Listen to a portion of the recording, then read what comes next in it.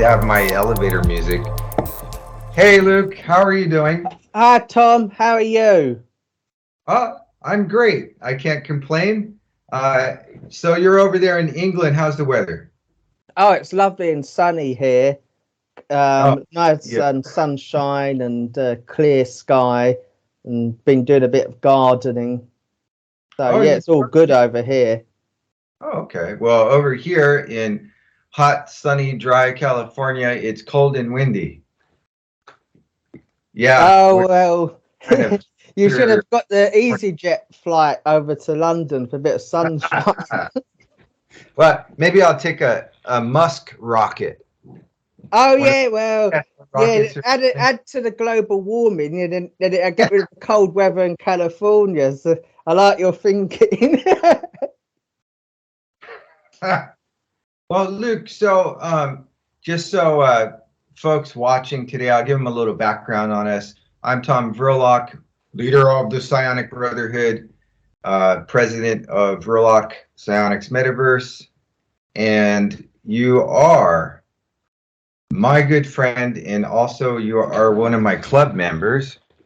We're just going to give you a little background about who you are and how we met up and what you think is the future of the world, because you have a degree in economics, correct? Yes, that's correct. From UCL London. Hmm. And how do you feel about the current state of the world right now? I mean, the stock markets are plunging, I heard. Well, the main problem at the moment is rapid inflation, and there's a number of causes for that. But the main cause is massive fiscal easing, mainly in America, actually. I think over the last 2 years, the American government's printed an extra $6 trillion. But there's also supply side problems. The world's biggest producer, China, their COVID lockdowns has affected the supply. So there's more cash chasing fewer items, and that's pushing up the prices. And of course, the EU and other countries have printed lots of cash, and but also resources have gone up the last couple of months because of the sanctions on Russia, which happens to be the world's biggest producer as the world of commodities, because it's the world's biggest country, and their resources are needed for microchips, cars, so not just oil and gas. So, and also Chinese property market collapsed about 3 months ago. Before that, their stock market, so the Chinese smart money is leaving China and going around the world and buying up commodities and other assets. So all that's adding to global inflation everywhere. Yeah, I heard about, are you familiar with the blockchain called Binance? Have you heard of that blockchain before? No, to be honest, I don't know much about cryptocurrency. I first learned about Bitcoin in 2010, and it was £500 or the equivalent of $800.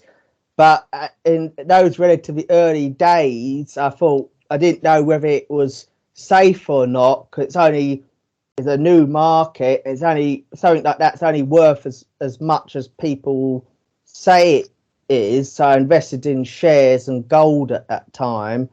But obviously now it's gone up from £500 to £40,000. I missed out. I could have made a couple of 100,000 if I sold it Well, now. I mean, that's absolutely true. The majority of cryptocurrencies, like, well, to give people some background in cryptocurrencies, there's Bitcoin, which is the ultimate cryptocurrency, and then everything else after that is referred to as an altcoin or a stable coin. And all of these altcoins are essentially most of them are driven by people's passion or by the sentiment that surrounds the stories about those cryptocurrencies. Whereas there are some, maybe to a lesser degree, people who invest in cryptocurrency because of its usefulness or its function. So, I mean, you're absolutely right to be skeptical. I mean, back then. Oh yes, because it's brand new, and I think gold, obviously, the ancient investment. I think it did go up, my gold. It's just after the credit crunch when Bitcoin emerged. So I didn't lose money, and I bought a lot of cheap shares, which like in banks, so they went up. But obviously, I didn't make the massive money in Bitcoin. But what did you say? There's two types of cryptocurrency: stable and alternative. Yeah, the altcoins, the alternative coins, and then stable coins are the stable coins are the cryptocurrencies that have less degree of volatility, whereas the other altcoins have a higher degree of volatility. So when you buy not the altcoins, when you buy the stable coins, usually in the exchange it'll say something about the value of that stable coin has certain rules for it because of its low volatility. And by no means am I an expert in cryptocurrency. I totally get you. There's a lot of people out there who are just going, what is cryptocurrency? And it's almost like as if it just happened yesterday. And as you know, there have been rules about paying taxes on cryptocurrencies going years and years back. I dug up some old articles and some, I believe, from the IRS, if my memory serves me right. But recently, with this current administration in the United States and going on around the world, there's been a bigger issue, a bigger push to regulate those cryptocurrencies. And we can get into psionics later where that fits in. You being a club member, you know where I'd like to go with that. But getting back to what I was saying about my question about Binance, is you were talking about China and buying up resources and so on. Binance is a company that originated in China, and I believe the man, I forgot his name now, but he basically left China, went to Japan, then he went back and he was in Taiwan. I think he might be in Canada now. And he basically came out and said, the CEO of Binance said that he's going to buy one or two companies in every industry in the world, and he's going to turn them all onto cryptocurrency as a means of receiving money and doing business. So they're setting the playing field for something really big. So I just thought I'd tie that in there as another yarn there of what you were talking about with what's going on. That sounds like a really good strategy, because lay people, like everything, Bitcoin, when I first heard about it, it's a new concept, but then you get lots of other kind of copies of it. Where anything, if it's a profitable market, new competition appears. So lay people find it difficult to sort out the lemons from the good investment. That's always what because I heard a lot of people invested in metaverse land. Of course, when you go online, there's hundreds of them. You may end up buying a patch of land and no one on the server or interested. So one of those things, you have to be an expert, don't you? But his strategy does sound like a good strategy, and he's also getting solid assets on his balance sheet to back up his currency. And that's something, because my accountancy tutor he's telling me about how to invest in shares when I was young, and he always invested in mines and stuff, things of assets. He stayed away from the .com boom because a lot of those, some of them made a lot of money, like Amazon, but for every Amazon, there's 1,000 companies that went bust. He said because the IT companies had no assets apart from a laptop in their parents' garage. So what he's doing is a very good idea, backing up his currency with physical assets and solid business. And also one in each industry. So that's a kind of, because one of the professors, he said invest in 20 shares in each industry, not connected. And he worked for the Portuguese government. He was their main economic advisor. He showed us how to do it. And that's a spread portfolio. So something's always going to go up if you do that, as long as they're not connected in different industries. And you're going to get the, so what he's doing is very you may have stock market experience, right?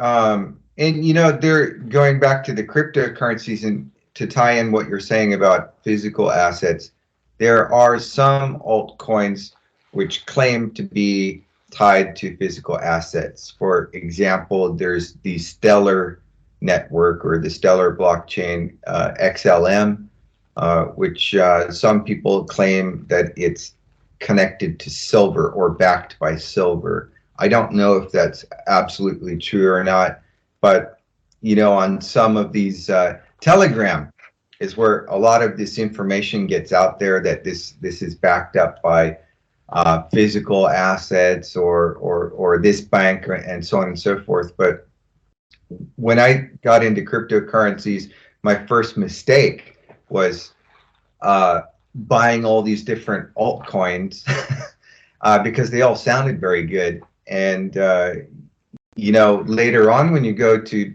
look at how you're going to do taxes, each one of those transactions, if you convert Bitcoin to Ethereum to, I don't know, Dogecoin or Solana or whatnot, then that becomes a taxable event. Whereas in contrast, if you simply bought Bitcoin or you simply bought Ethereum and you just held it, there's no taxable event. I mean, you don't have to report it until you actually do something with that cryptocurrency. It's to the best of my knowledge, from what I've read. Yes, actually, one reason why I missed out on Bitcoin and this coin you mentioned, you can sell this coin you mentioned in sections, can't you?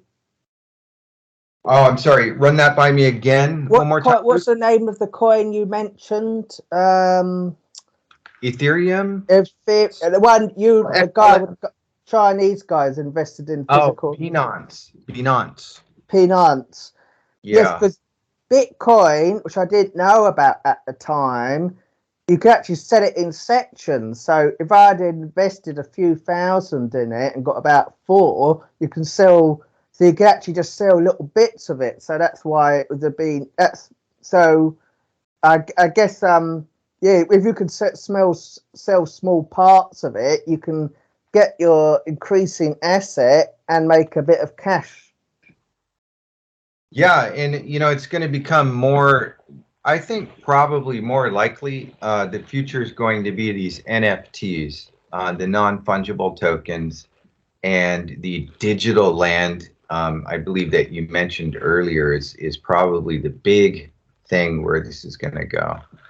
I do believe that the altcoins are going to be, at some point, maybe some of them may become outlawed, and then others will become, it depends on how things are really going to happen in the future. There's a huge debate about whether cryptocurrencies are going to be treated as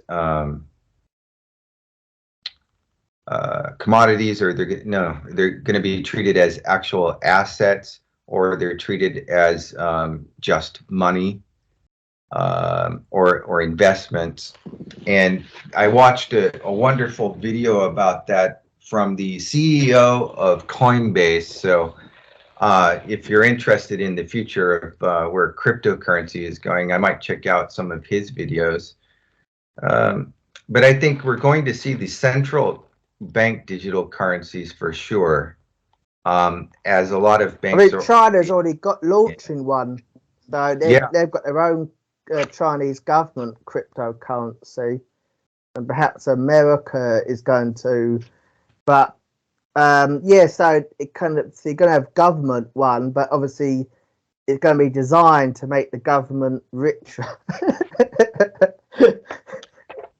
Yeah, well, I mean, some people are afraid that if we have a central bank digital currency, what's going to happen is the other banks, the middleman is going to be removed. And then so for entrepreneurs who regularly take out loans from banks are going to be sort of, basically, the bottom line is whatever you do with a central bank digital currency, it would be like the controller of that, the government, whatever name you want to give it, that top of the pyramid is going to know what you do with your money, who you give it to, what you buy, and maybe even put the controls in to say, no, you can't buy that today because of this or that reason. I mean, if you connect the dots like the Google Face cameras, I mean, the webcams on the streets,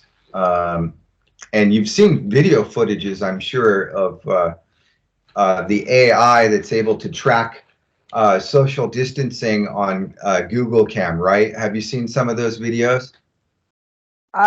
Well, it kind of, it's kind of a dystopia. It's never that far away. China is the place to basically see what they can do and what could happen here. They've got these social credit cards, and if you upset the government, you're not allowed public transport, hospital services. And it happened to a certain extent in Canada.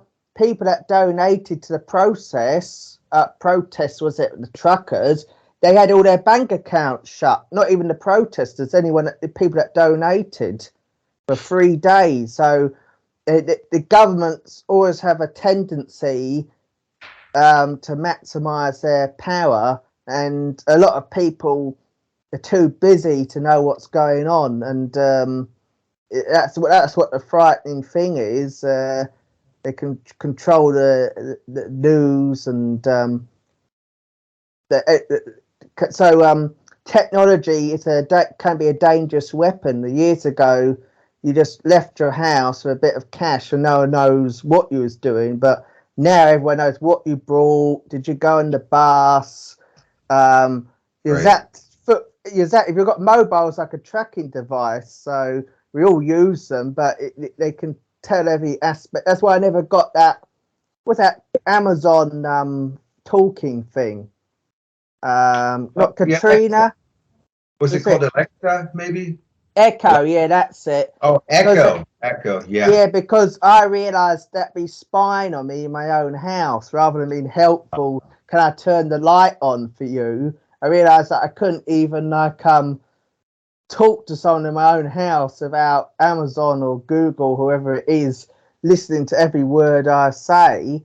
And Facebook now, apparently their metaverse, are thinking of bringing back the dead to comfort the grieved and make useful product recommendations. So it's so almost like they own your whole identity. Oh, I didn't know about that. I know. I think sorry. Luke, do you happen to have the source? Do you happen to have the source of that information that that was from Facebook Russell is Brand. somehow conjuring up the? Oh. Well, I think it's a suggestion they're making, but it shows you, they can basically recreate us after we're dead, and then we'll be working for them.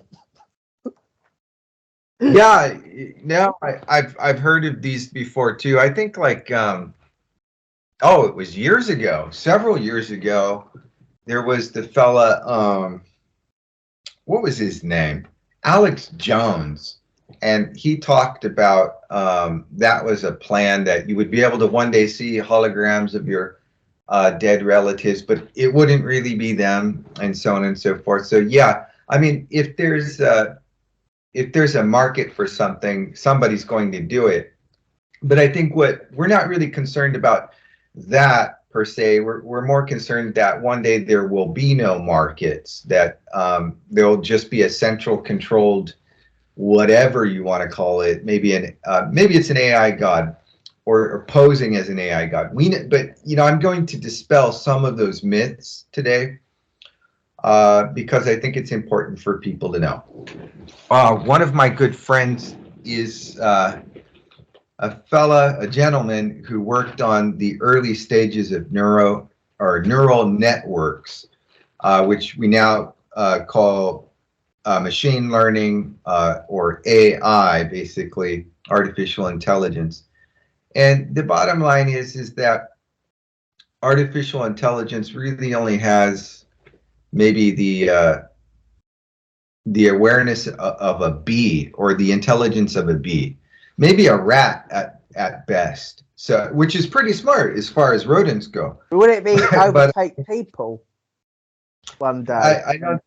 I don't think so. I think more so it would be more of a if there were a world takeover, the AI would be used sort of like as a sham. There's always a person sitting somewhere down the tunnel, down the, what do you call it, down the map, the flow chart, whatever, down the network, who's observing. AI basically helps lock onto the keywords, the location, geographics, and can calculate within nanoseconds and tell you, oh, this person here, or that group of people, you might want to pay attention to them. Alert, danger, Mr. Robinson. and there's probably an operator there who sits there and goes, oh, what's Luke doing over there today? He's having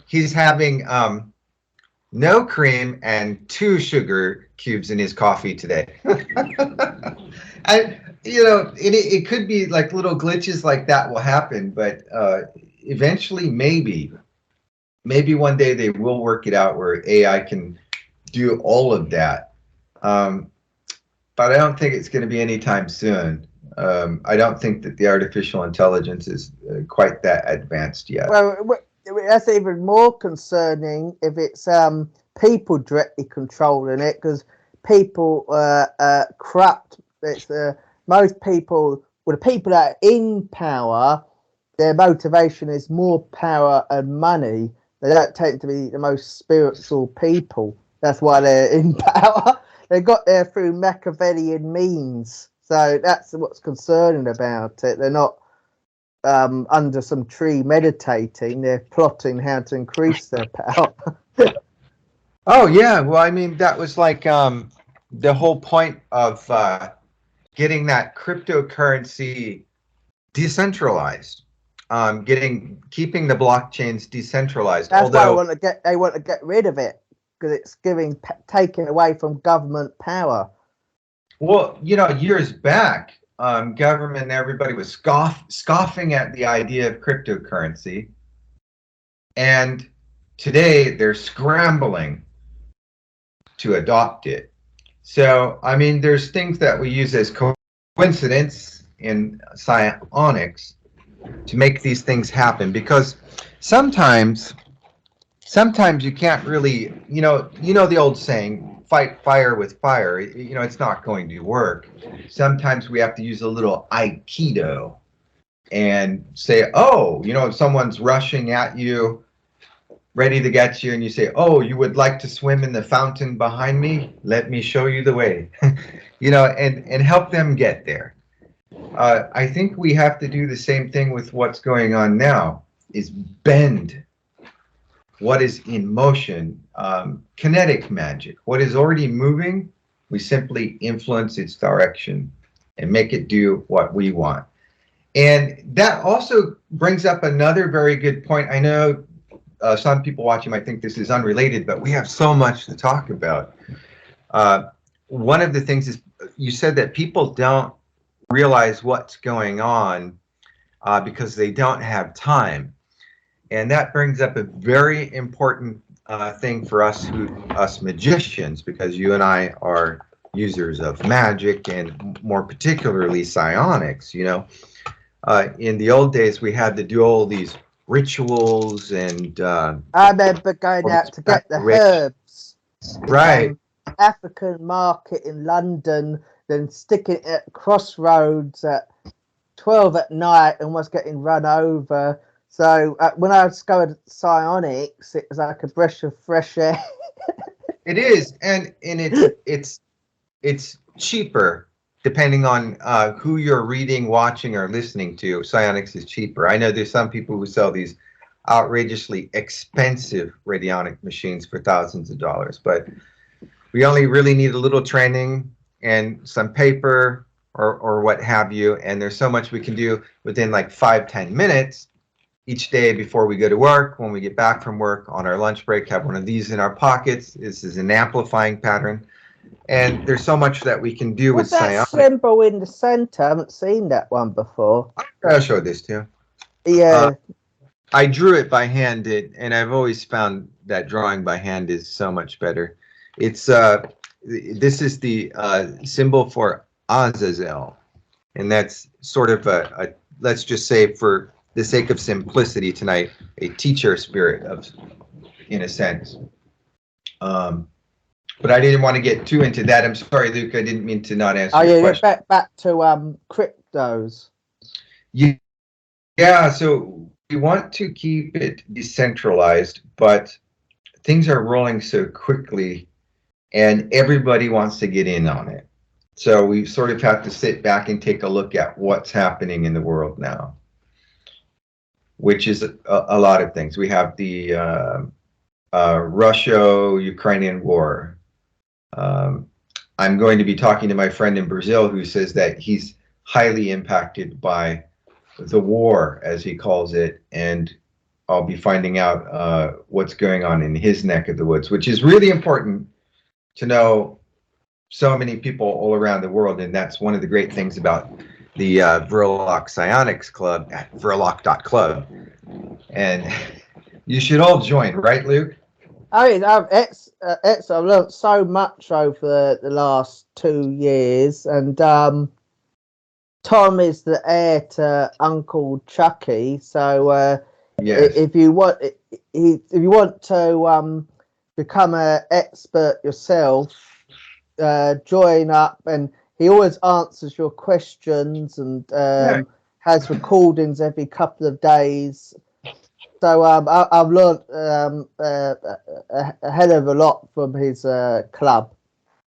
Well, thank you, Luke. I appreciate that very much. And yeah, I do actually answer a lot of questions. I think from me. Probably, Luke. But no, I love talking to you. You're the greatest. No, I love everybody in the club. Don't get me wrong. It's just usually when I have something to talk about, I have a very clear idea of what I'm going to talk about. And you and I were rushing and scrambling to try to get this meeting together, and find the best time to contact each other. And usually during this time, yeah, we're 8 hours apart. So when you're activating, I'm normally winding down, but this is quite a good time. It's 8 o'clock and I just had a coffee, so I'm fairly alert. I think we talked before and it was 12 and I had a can of cola. So, no, because normally what we're talking about isn't small talk, so we both need to be alert. Yeah, we're usually talking about advanced psionic stuff, and that's one of the fun things about the club is people can enter at any point, at any time in their life, whether they've had training or not. And I just sort of roll with everybody. And it's a huge responsibility because everybody's coming from such a different background, you know. Some people have already used psionics, radionics, other people haven't, or they're coming from different systems where maybe someone needs to adjust their philosophy or psychology for understanding psionics. But the beauty of psionics is its simplicity if we understand the steps to learning it. It can become complicated when we get into like radionics and psychotronics, but it's really just a matter of the engineering of some machines, which the students really don't need to know a whole lot about that. The cool thing is we were talking about cryptocurrency, which is merely one aspect of the metaverse, the so-called metaverse. I refer to it as the spatial web or Web 3. And but there's so many other aspects to it. Like we were talking about digital land. I think we were talking about Uncle Chucky. He played what was that, Second Life? Oh yeah, he had that game.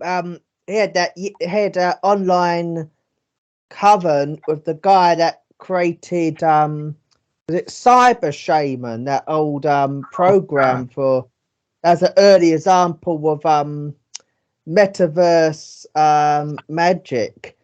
That you're referring to Ernie Vega.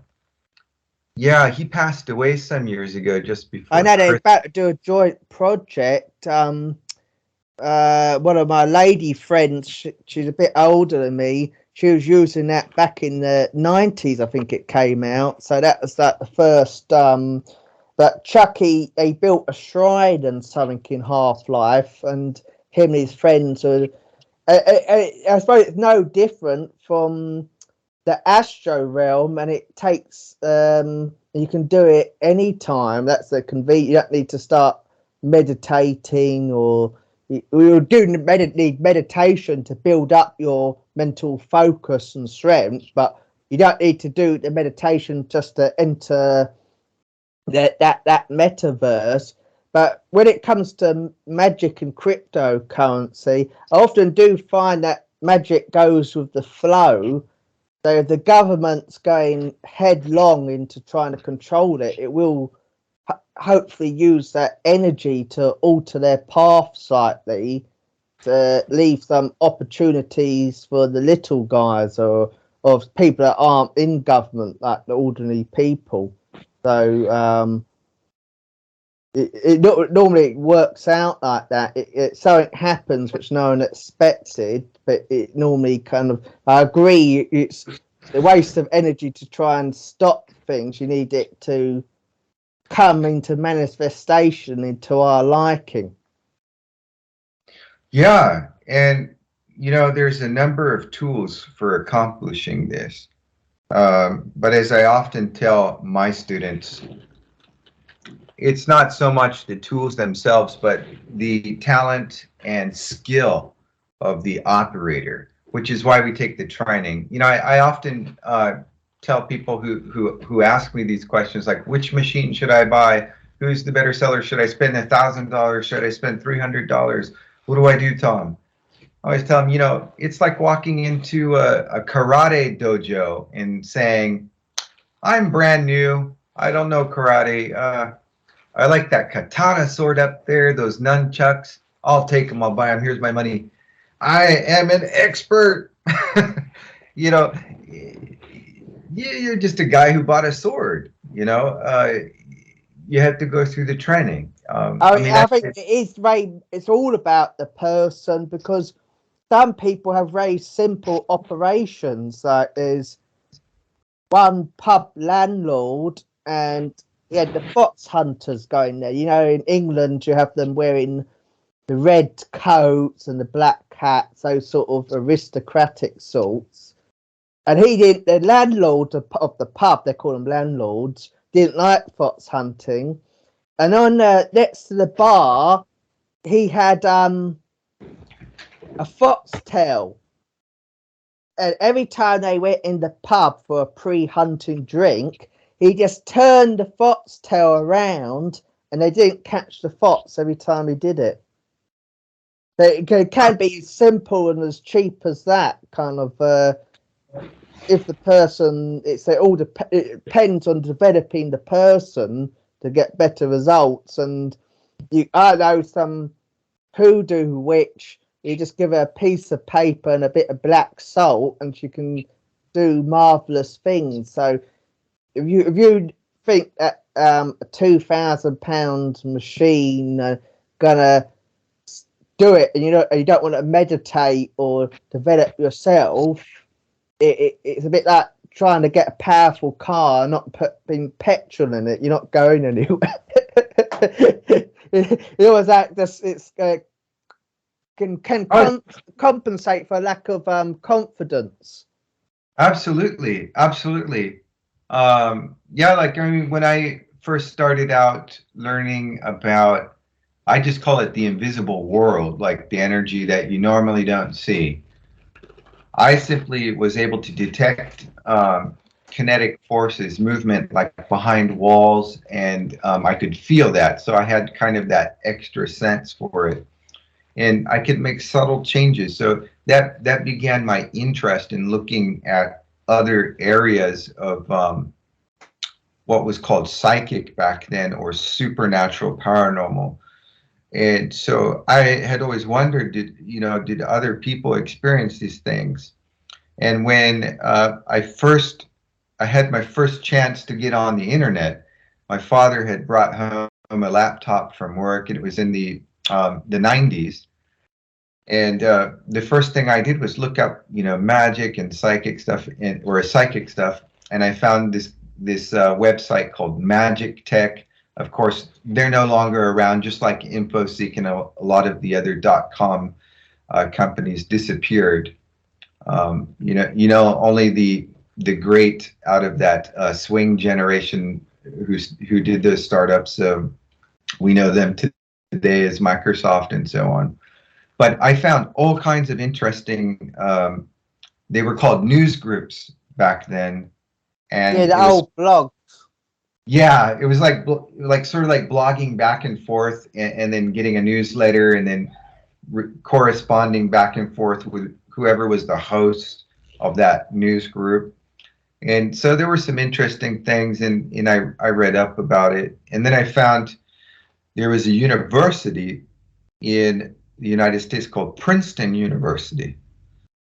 And I found that they did some very, very serious research with some very astounding results in psychic research.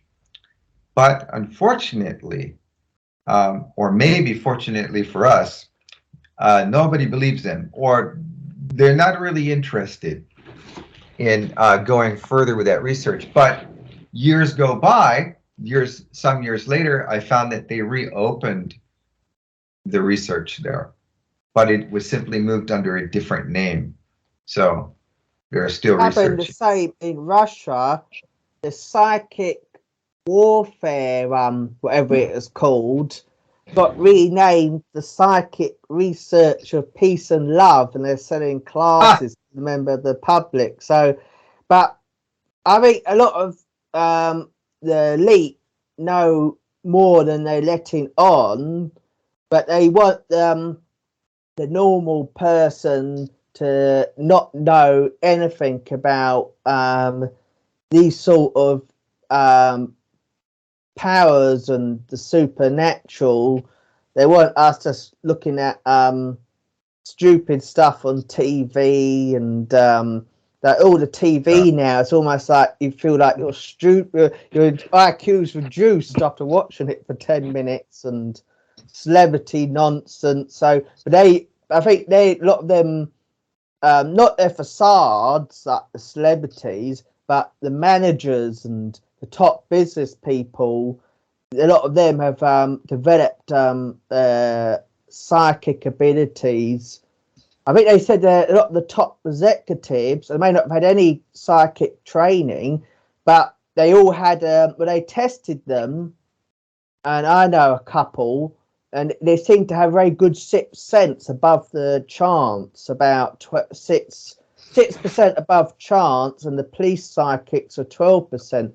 So they naturally followed their gut feeling. So a lot of the elite do know about it, either without realizing, they just call it their gut feeling, or they're a member of spiritual organizations. But they want us just to concentrate on nonsense or soundbite news and reduce our critical thinking.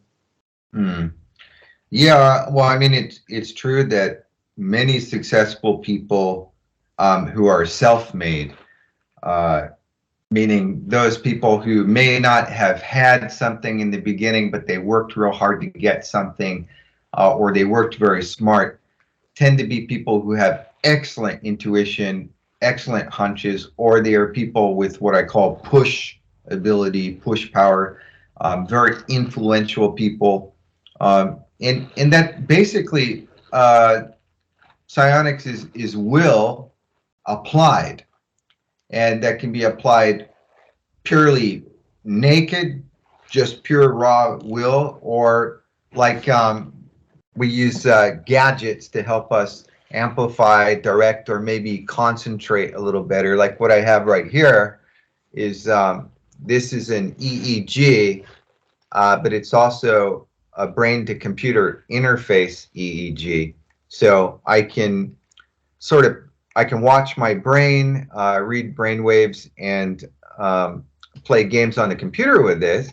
But I can also use this for meditation, which I'm planning to write a document after I collect all my journals from working with this. And I augmented this one by adding these miniature amplifiers here that are sort of similar to this one I showed you earlier. I just simply shrunk them down and I put them here with the copper tape. And that just basically amplifies whatever signal that the sensors are picking up. And there's a Bluetooth radio device right here, or transceiver, I guess you would call it. It's still. Actually, I use my own intuition because I'm a antique dealer in the antique markets, believe it or not. And I just, because grew up around antiques, I discovered that old items have an energy field around them. And sometimes someone comes up and says, this is a 18th century vase.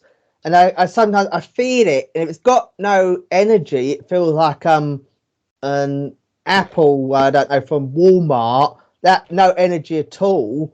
I realize it's not an old item, because for some reason items that have been around 50 to 200 years, they develop their own aura for some reason, and I can feel that, whether it's a clever fake or an item that's been in someone's house for a long time and they're looking at I'm it. Sorry, we're gonna have to pause this. Yeah, so I mean, you have an antique shop online, and I just had this brilliant idea. Well, maybe it's not that brilliant, but I was thinking, because you have an intuitive ability, have you ever considered maybe a haunted items online store? Well, to be honest, as a child, I had a negative experience of a poltergeist. I do have some protection dolls in the house. One of them didn't get on with the other one, and she sometimes moves slightly. But she has a good aura. So I actually take it quite seriously, haunted items, because I had got attacked as a child. Although now I've got spiritual barriers. So I don't. If I could have them in a storage away from the house, maybe. But I'm not sure I want to. I know there's a program in America, and that guy's got that haunted museum, hasn't he? Where he got all the haunted items. But I'm not sure I'd want to live with haunted items. Well, I think I can relate to you about these paranormal supernatural attacks. But most people who know me have already heard my stories. So did you want to talk about one of yours? Like, Oh yeah, yes, to I you? was about 8 years old, and my parents had separated, and we moved on to a government housing estate, which used to be a Second World War Air Force base. Is where the Air Force used to live, and I noticed as a kid we had new electrics. It's about 50, 60 years old. And every time I switched off the lights, they switched back on again, like physically. And there Mhm. was a dark shadow kind of going around. And I was frightened in the upstairs corridor to go out at night. So I had a pot to pee in. And I went next door to my mum's room, as you do as a kid, and jumped on her bed. And I noticed she had a potty as well. I thought that's odd because I was scared of going in the hallway. But Hmm. I thought maybe she's scared of going in the hallway because she's sensitive. Right. And one Mhm. night I had a dream that my dad's van was parked outside, and it was shaking with like a poltergeist, and for some reason our house was stuck in the middle of but anyway, it was shaking, and I woke up frightened, and I'd one of those luminous ghost toys you get from Kinder Egg, and I went to the end of the bed and I saw it move a couple of inches, Hmm. and I picked it up and it moved a couple of inches again. Anyway, a few days later, I was in bed and I felt like someone put their hand in my stomach and twisted my guts around. But I ran out in down the corridor to the bathroom and screaming my head off. And Mum came out, and then about a week later, we spoke to the neighbour, and he said, "Oh, I think this row of houses is cursed. Everyone here dies of cancer." And so that I don't know what was wrong with that place, but he talked of like a darkness or something. I don't think he was psychic. He just noticed that bad things happen to people in that housing estate. Mum thought it may could have been a ley line or what they call fairy lines, but there's something Yeah, I've read supernatural about there. those. Yeah. Well, I mean, very similar things had happened to me when I was younger, on up until maybe I was about 30 years of age. And of course, they were probably more dramatic and frightening at the younger when I was much younger. And in some cases, these things follow you. You know, they don't always tend to be localized. They can follow you wherever you move. And there's been stories of other people, which I took interest to find out if there were other people having these experiences, and certainly there are.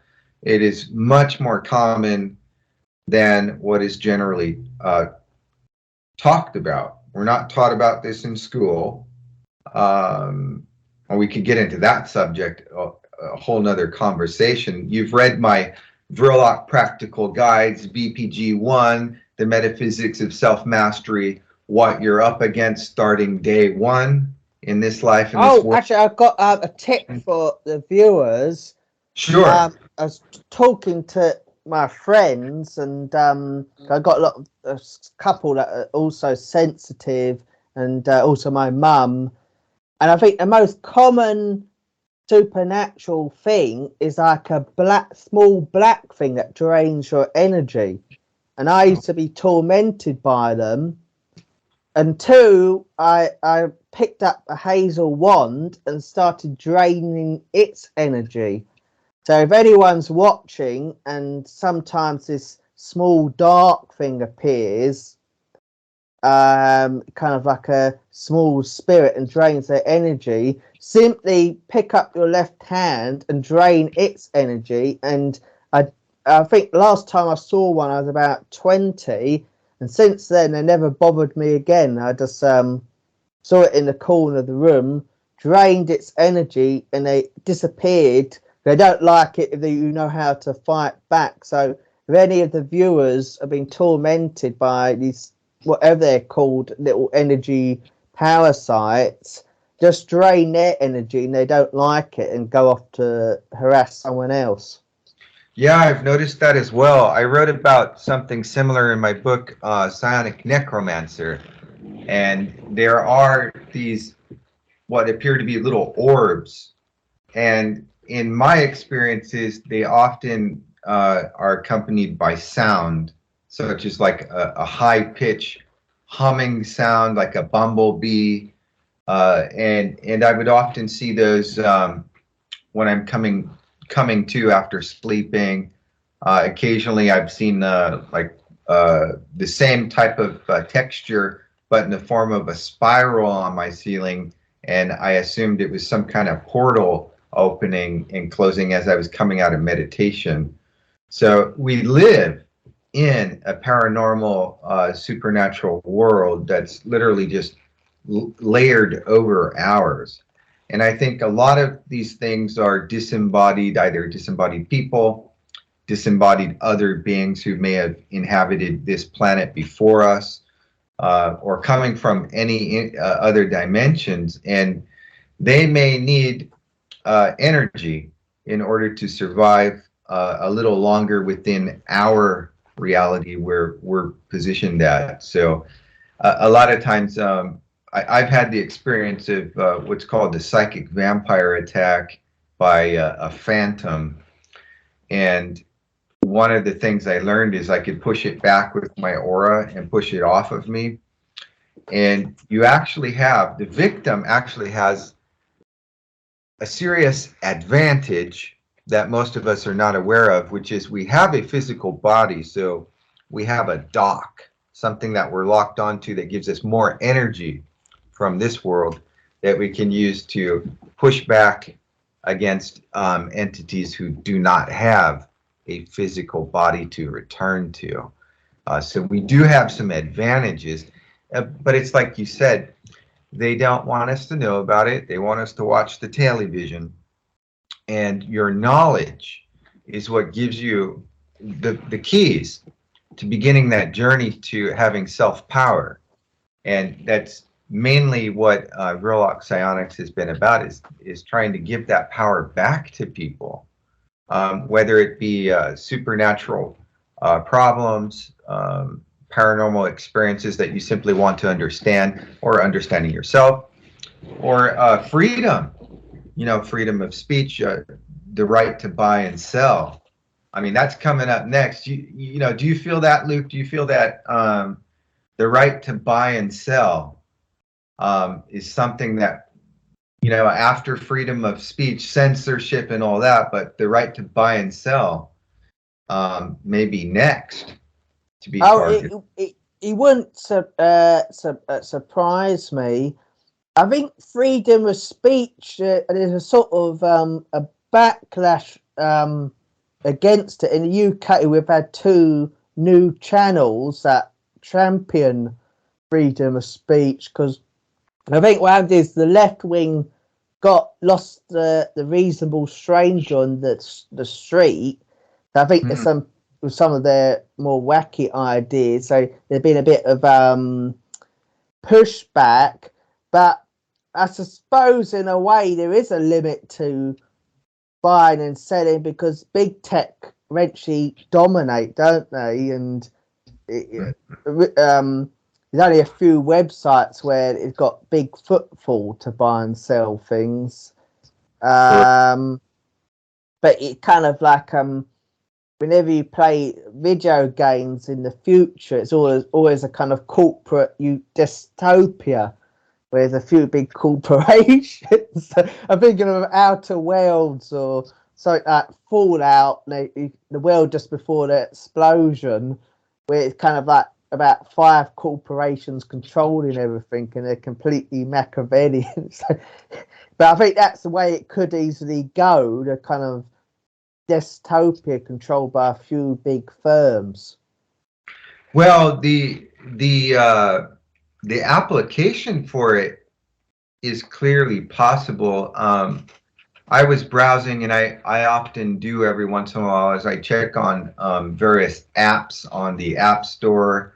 I have Google Android, I have Apple iOS, and I came across an app when I was searching for other apps having to do with the metaverse, AR, virtual reality, and so on. And I found a social type of app that's in the metaverse, or the so-called metaverse.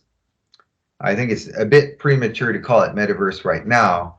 It's a big marketing word, but we'll get there. In the future, it's going to be what we want to make it. You got to have that attitude of trying to forge your destiny. Don't give in to fate. Keep pushing for what you want. I think there is a lot of people awakening now for some reason. Yeah, they are. Well, but then there's also an audience for. Well, like I was going to say, is there's this app that I found, and I forgot the name of it, but it's basically it's a 3D sharing SNS kind of app, sort of like Twitter, but you can post videos, whatever you want, and it's location based. So your location of where you took that video will show up in a 3D panoramic kind of view, so you can experience social media in a spatial web. But there's an up and a downside to it. Like there's a flip side to this. In order to be eco-friendly, wait for it. And to plant a tree in Antarctic. Fly down there in a jet. In order to be eco-friendly, they assign a unit of time to your post. So 1 unit will give you 24 hours for that post to live. After that, it's going to disappear. Oh, that'd be good. That means you won't have your employer looking for your posts. If someone picks up their phone and goes, "Oh, I like that post," I'm going to click like. Each like gives you 24 hours more. But here's the flip side. If somebody doesn't like what you're saying, they click a thumbs down, that subtracts 24 hours. So I'm not sure that could get trolls. I think they should absolutely. I think they should have a minimum time, because you could just get because like on Facebook, some people their whole life is just trolling. But I think a historian, I listened to his lecture, and he said that the rise of the internet's like the printing press. And with the printing press, you had the bad ideas of the witch trials and all these books on how to spot a witch, but you also had good ideas. And I think the woke fascisms, basically, it's the witch hunt. We even called it that, the mob or social media witch hunt if someone gets cancelled, because it's the same sort of thing. But I think at the same time, I think a lot of young people begin to awaken to different degrees, not necessarily with psionics, but with different meditations. And so I think we're kind of diverging. One half of people are getting stupider, and the other half are becoming a bit more aware. So, but eventually, I think the good ideas will triumph the bad ideas, because that's how things normally work in the end, don't they? People say, "Hang on, that doesn't really make sense," but that's what we got. It's like the printing 17th century right now. We've got a lot of the crazy ideas, and they spread as fast as the good ideas, but eventually people's, well, I wouldn't say common sense, but instinct to say, hang on, this is a load of hogwash, cancelling this person just because they say that people should be able to state an opinion, or some other, they said they don't like someone with green hair or some nonsense. You know, the kind of nonsense that's on social media and on mainstream TV networks, because it kind of once anyone that speaks more than oh, sorry, it's just the phone. Oh, that's all right. I know both of us are having a busy day, and we only have like I think about 5 minutes left for today's Oh well, did I meetup. do my shop advert just before we forget?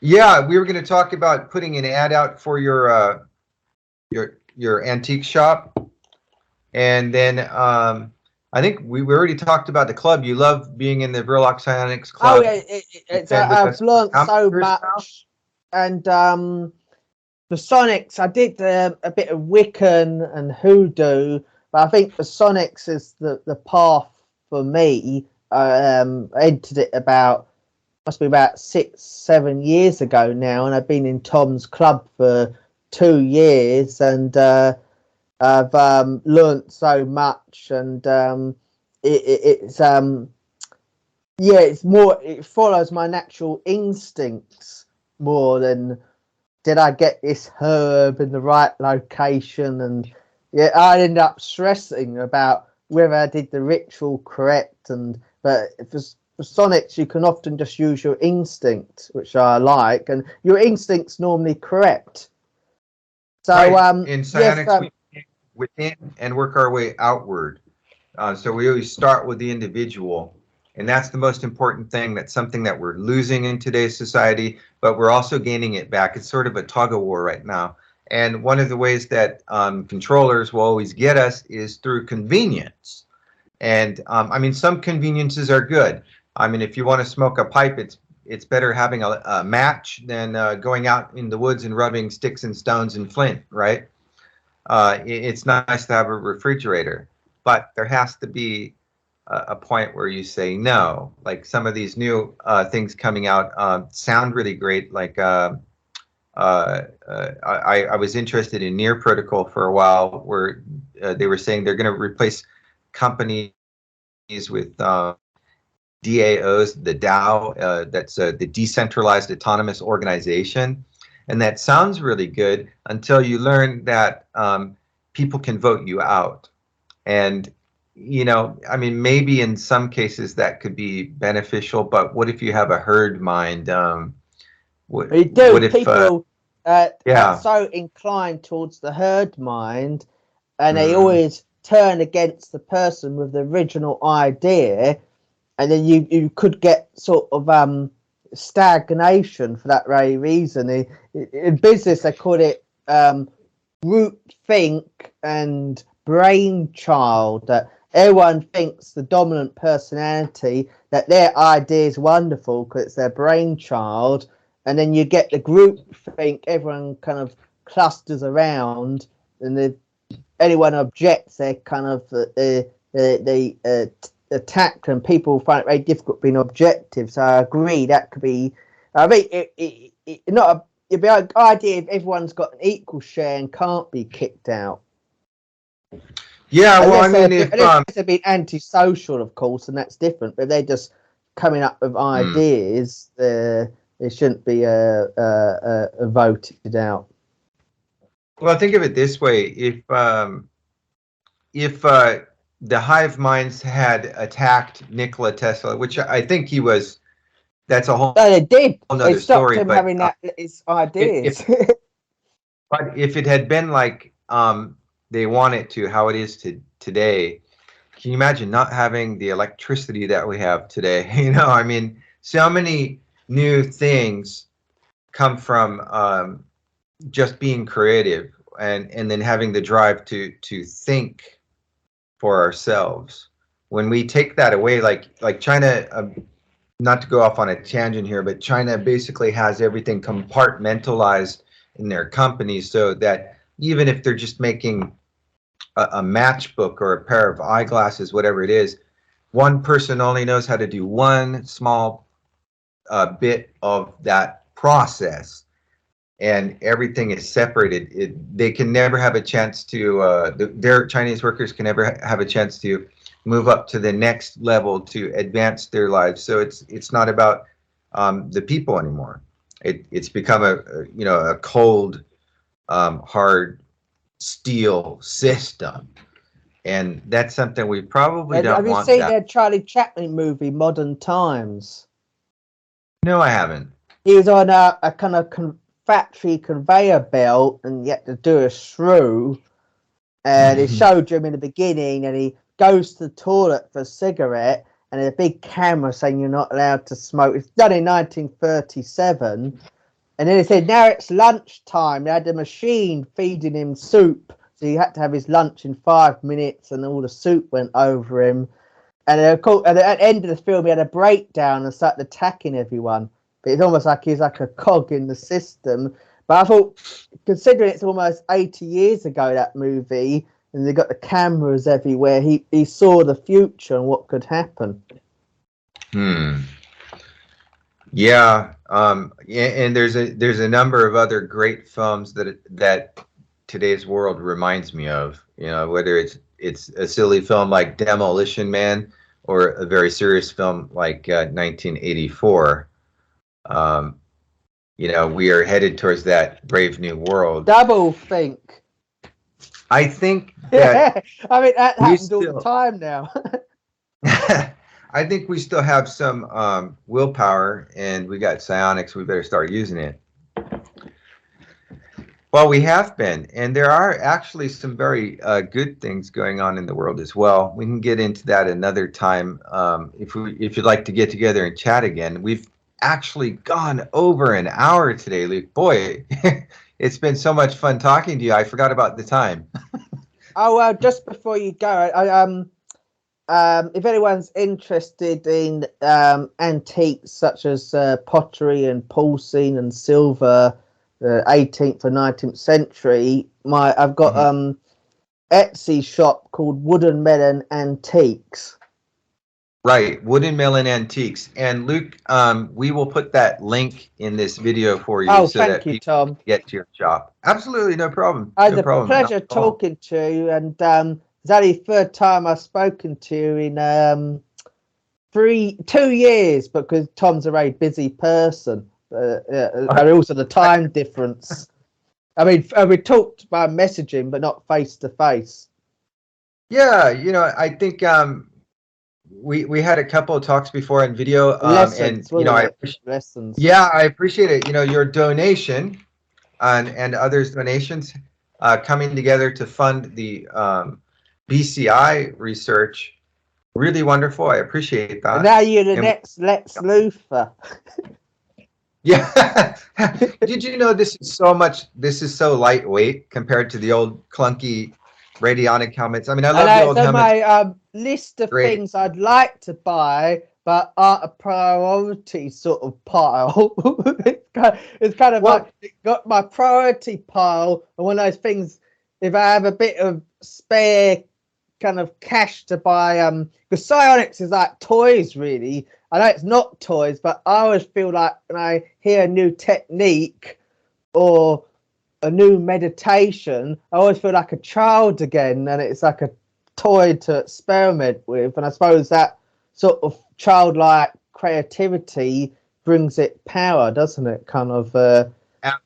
Absolutely, you're spot on about being that. Students of Uncle Chucky, I think he hasn't lost his fun from it even at about 76, has he? He's still got his ray guns and whatever it is. Yeah, and I mean, yeah, there's so many things. I can go to a dollar store and start associating with the planet, and you know, influence the planet. You will not only accept cryptocurrency, you will adopt it. You will embrace it, and it can be a good thing. It's just that we got to stay on top of this. You know, it's not a one-time thing. You're done. If we want to have individual freedom and enjoy life, then we have to keep at this, and we have to keep the magic high. So, Luke, I want to thank you for joining me today, and I am sorry to have to end this conversation now. Oh, no, it's fine. We've been talking about an hour, I would say. Yeah, but no, I mean, let's do this again. Oh, yeah, I really enjoyed it, and don't forget to send me a copy of the finished product, just so I can listen to my, you know, what it sounds like. As you could be Oh, uploading it to your podcast or something, won't you? So I'll be able to hear it there. Well, I think we'll put this on. Hey, you want to be on YouTube? Let's do YouTube. Are you going to We put me haven't on done YouTube? Yeah. Oh, I don't mind. That's okay. All right. Or you know, Vimeo, but yeah, probably YouTube. Let's do YouTube. Why not? See if they pull Okay. us down after talking smack about the globalist. Oh, yeah, they probably would. Yeah, as soon as you mention one thing, they kind of cancel you. But hopefully, we're still under the radar, so they won't notice us. Absolutely. Okay, Luke, I'm going to have to let you go. But before I do, let me just say this. As I pause our recording, stay online just for a moment. And it was nice talking to you, Luke. Oh, Let's do it's this nice again. talking to you too, Tom. Okay, bye-bye.